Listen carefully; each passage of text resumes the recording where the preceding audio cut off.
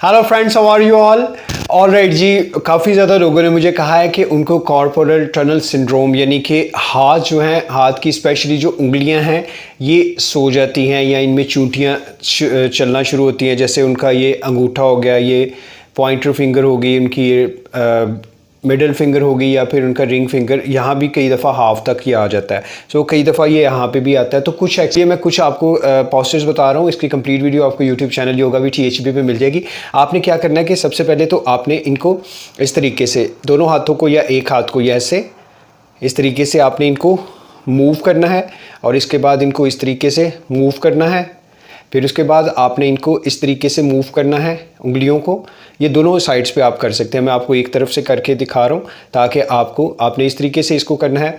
उसके बाद आपने इसी को इस तरीके से करते हुए इनको एक हाथ से इस तरीके से करना है, दूसरे हाथ से